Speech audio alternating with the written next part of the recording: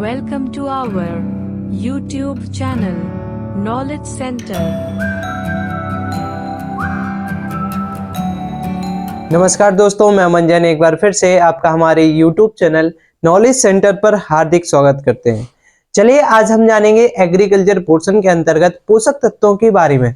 पिछली वीडियो में आपको जानकारी दी जा चुकी है कि पोषक तत्व होते क्या हैं, कितनी प्रकार के पोषक तत्व होते हैं, इनका निर्माण कैसे होता है, और इसके अंतर्गत हमारा जो टॉपिक चल रहा था वो था जैविक उर्वरक के बारे में।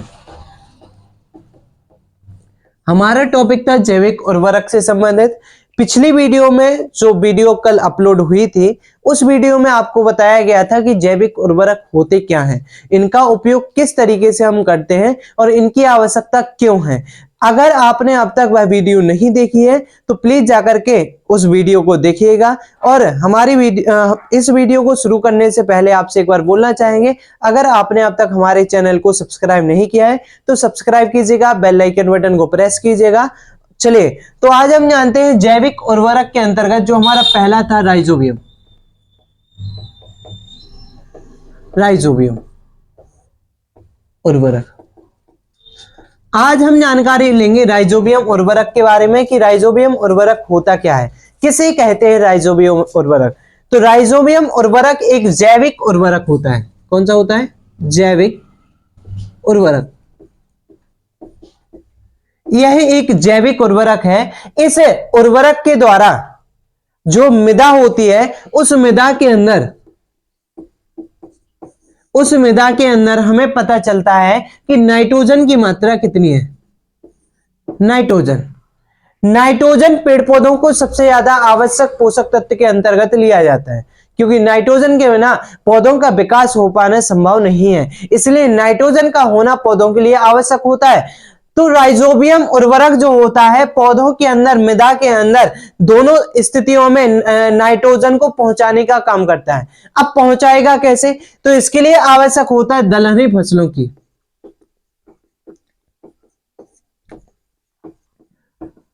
दलहनी फसलें जो होती हैं, उन फसलों की जो जड़ें होती हैं, उन पौधों की जो जड़ें होती हैं, उनके अंदर एक ऐसी गांठें होती हैं जो वायुमंडल में उपस्थित, कहां पे? वायुमंडल में उपस्थित स्वतंत्र जो नाइट्रोजन होती है उस स्वतंत्र नाइट्रोजन को पेड़ पौधों के अंदर तक या फिर मृदा के अंदर तक पहुंचाने का काम करती है। अब वायुमंडल से जो नाइट्रोजन पौधों में पहुंचेगी वो किस फॉर्म में पहुंचेगी, वो भी आवश्यक होता है। तो वो हमारी पहुंचती है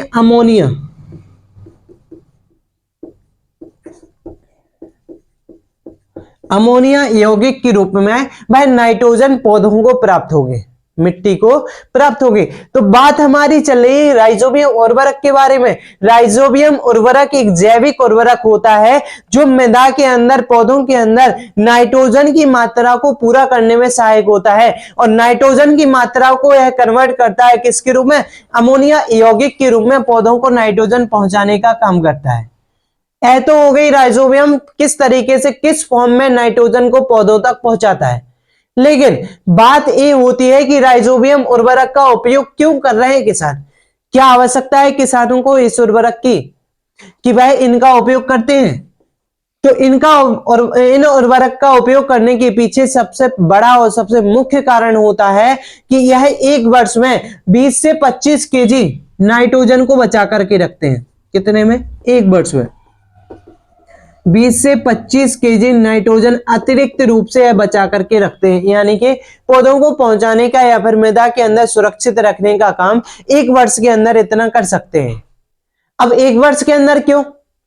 एक वर्ष का मतलब ये हुआ, यहां पे एक चीज को आपको विशेष रूप से याद रखना है, जो हमारी फसल होती है, फसल की 3 कैटेगरियां होती हैं, एक वर्षीय, द्विवर्षीय और बहुवर्षीय।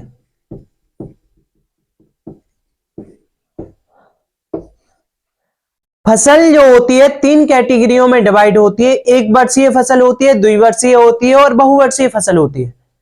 अब नाम तो दिख रहा है एक वर्षीय, द्विवर्षीय और बहुवर्षीय। क्या ये एक साल की यहां पे बात हो रही है या फिर 2 साल की? नहीं। अगर हम एग्रीकल्चर की भाषा में एक वर्षीय, द्विवर्षीय और बहुवर्षीय को समझे तो एक वर्षीय का मतलब होता है जो उसका एक सीजन होता है, एक पीरियड होता है, उस पीरियड में जो फसल ग्रो करती है, उस पीरियड में जो फसल लगती है वह फसल हमारी एक वर्षीय फसल के अंतर्गत आती है। जैसे गेहूं होता है, चना होता है। द्विवर्षीय में कौन सी आती है?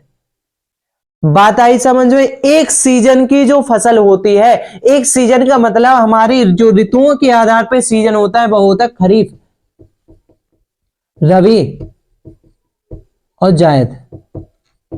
तीन कैटेगरी में डिवाइड होता है हमारा सीजन, और तीन कैटेगरी में जो हमारा डिवाइड होता है सीजन वही हमारा एक वर्षीय, द्विवर्षीय और बहुवर्षीय के अंतर्गत भी आता है। यानी कि एक ऐसी फसल जिनको हम एक वर्ष में ही, यानी कि हमारा जो एक सीजन होता है, एक पीरियड होता है, उस पीरियड के थ्रू जो हम फसल को ग्रो करती हैं, उस ग्रो के अंतर्गत 20 से 25 केजी नाइट्रोजन को अलग से बचा करके रखता है। जैसे हमने बात की गेहूं की, हमने बात की चना की, हमने बात की मटर की। ये ऐसी फसलें होती हैं जिनको एक ही सीजन की आवश्यकता होती है। एक सीजन के अंदर 4 महीने के अंदर जो इसका पीरियड होता है, उस पीरियड के अंदर एक ग्रो कर जाती हैं। तो ये हो गए एक वर्षीय। कई सारी ऐसी फसल होती हैं जो द्विवर्षीय होती हैं, यानी कि एक सीजन उनको थोड़ा सा वानस्पतिक जो भाग होता है, यानी कि ऊपरी भाग जो होता है उसको विकसित करने में लगता है, और दूसरे वर्ष में जाकर के वह फल देना शुरू करते हैं, तो वो होते हैं द्विवर्षीय। और बहुवर्षीय का मतलब होता है जिनका उपयोग हम पूरे साल करते हैं। पूरे साल का मतलब है तीनों ऋतुओं में हम जिनका उपयोग कर सकते हैं, वो होते हैं बहुवर्षीय। जैसे गन्ना, मक्का, ये ऐसी फसल होती है जो बहुवर्षीय होते हैं, यानी कि इनको एक बार काटने के बाद में दोबारा भी इनसे हम फसल को ले सकते हैं। तो ये हमारी एक वर्षीय नहीं, द्विवर्षीय नहीं, बहुवर्षीय फसलों के अंतर्गत आएंगे। जैसे हमारा कोई भी सब्जियां हैं या फिर हमारी भाजी हैं, तो ये जो आती है एक वर्ष के अंतर्गत आती है, क्योंकि भाजी का जो सीजन होता है वो ज्यादा से ज्यादा एक वर्ष का होता है। तो उस वजह से यह एक वर्ष में 20 से 25 केजी नाइट्रोजन का स्थिरीकरण करके रखती हैं। इसके बाद दूसरा रीजन होता है राइजोबियम उर्वरक का उपयोग करने का, कि किसान इस वजह से इस उर्वरक का उपयोग करता है क्योंकि उसके फसल का जो उत्पादन होता है, फसल उत्पादन में उसे 15 से लेकर 25% तक की वृद्धि देखने को मिलती है। अगर किसान ने जब कोई भी फसल को लगाया, उस फसल को लगाने का मेन मोटिव होता है, मेन जो उसका कॉन्सेप्ट होता है वो होता है उसका उत्पादन, और दूसरा पैसा। अगर उत्पादन अच्छा होगा तो पैसों में वृद्धि होना आवश्यक है, पैसों में अपने आप ही वृद्धि हो जाएगी, क्योंकि जब उत्पादन अच्छा हुआ, अच्छी क्वालिटी में उत्पादन होगा तो पैसा अपने आप ही उससे हमें मिलेगा। अब पैसा जब हमारा मिलेगा तो हमारी आर्थिक स्थिति, जो किसान वर्ग होता है उसकी आर्थिक स्थिति में भी सुधार होगा। तो वही यहां पे बताया गया है 15 से 25% तक उसे वृद्धि होती है अगर उसने अपने खेत के अंदर राइजोबियम उर्वरक का उपयोग किया।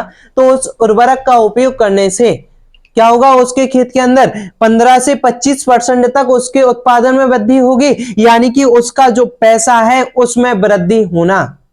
यह होता है हमारा राइजोबियम उर्वरक। इस उर्वरक का तीसरा हमारा जो कारण होता है, तीसरा कारण होता है मृदा की उर्वरक क्षमता।